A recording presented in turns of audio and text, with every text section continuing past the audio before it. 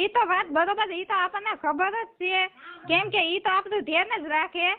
પણ ઈ છે જ નહીં, ઈ ધ્યાન શું રાખે? ઈ અંધશ્રદ્ધા છે એક જાતની. હા ઈ મરી ગયા, ઈ કોઈ દી ન્યા નડતા હોય તો એને કામ ન ચડાવી દે. હા મારે કોઈ પિતૃ આવતા નથી ને કે મારા અટણ ખેતર બહુ માણે જરૂર છે, મેં કીધું ધંધો ચડાવી દો, પણ મારા દીકરા જપતો ચડતા નથી. ના ના એવું નથી, પણ અમારે કેમ કે બેઠેલા હોય કે નહીં, એટલે મને થોડુંક અનુભવ છો કે લાઈને વાત કરું કેમ થાય એમ. બસ એમાં કાંઈ ન થાય. કોઈ દી પિતૃ પાત્રા ઈ કોઈ દી કોઈને મર્યા પછી પાછા મળતા નથી. કોઈને હામાં મળે તો એકાદાને ફોટો પાડી દીજો. હા તમે કોઈ દી ભારેલા ને વાડીએ?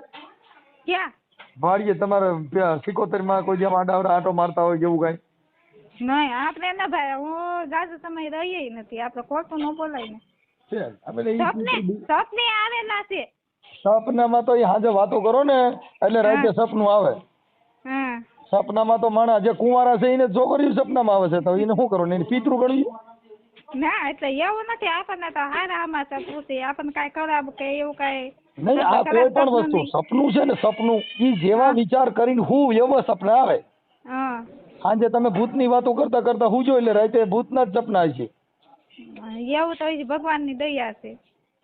નહીં, આ સંકલ્પ છે એટલે ઈ કલ્પ થાય એવું વિચારો આવે એવા સપના આવે એમ. એટલે ઈ કોઈ દેવસ્થાન નથી. હા સપના છે ને ઈ તો રાતે કઈ ગણે મોટા માણસો હોય કરોડપતિ, એને રાતે કારખાનામાં સપના આવતા હોય. માણસો કામમાં લાગી ગયા હોય, પૂગી ન હોય, થાકી જાય, હોઈ જાય એમ. હું તો લાવો ને જરીક વાત કરું કેવી રીતે કે છે એમ, કે મને બસ આવી રીતે બધે જે રીતે કહું છું ને એ રીતે